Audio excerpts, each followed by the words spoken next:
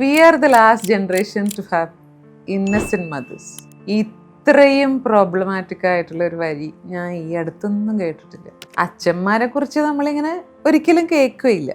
സത്യത്തില് ഒരുപാട് സ്വപ്നങ്ങളും പ്രതീക്ഷകളും ഒരുപാട് സുഹൃത്തുക്കളും പഠിക്കാനുള്ള ആഗ്രഹവും ഒക്കെ ഉണ്ടായിരുന്ന സ്ത്രീകളാണ് അമ്മമാരായിട്ട് മാറുന്നത്.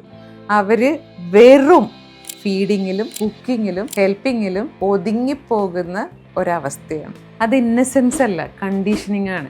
തന്നെപ്പറ്റി ചിന്തിക്കാതെ മറ്റൊരാളായി മാറുന്ന ഒരവസ്ഥയാണ്.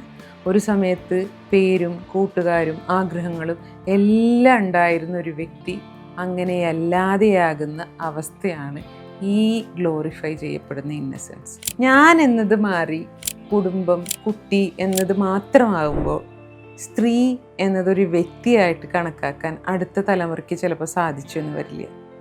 അമ്മ ഭാര്യ എന്ന റോളിൽ മാത്രം ചിലപ്പോൾ ഒതുങ്ങിപ്പോകാനുള്ള സാധ്യതയുണ്ട്. ഇന്നസെൻ്റ് എന്ന് മുദ്ര കുത്താതെ അവരുടെ ചില ചെറിയ ചെറിയ ആഗ്രഹങ്ങൾ, ചിലപ്പോൾ അത് ഡ്രൈവ് ചെയ്യാനായിരിക്കാം, ചിലപ്പോൾ എവിടേക്കെങ്കിലും യാത്ര പോകാനായിരിക്കാം, ചിലപ്പോൾ ചുമ്മാ കൂട്ടുകാരോടൊപ്പം വർത്താനം പറഞ്ഞിരിക്കാനായിരിക്കാം. അങ്ങനെയുള്ള അവരുടെ ചെറിയ ചെറിയ ആഗ്രഹങ്ങൾ സഫലീകരിക്കാൻ നമുക്കൊന്ന് ശ്രദ്ധിച്ചുകൂടെ, നമുക്കൊന്ന് സഹായിച്ചുകൂടെ?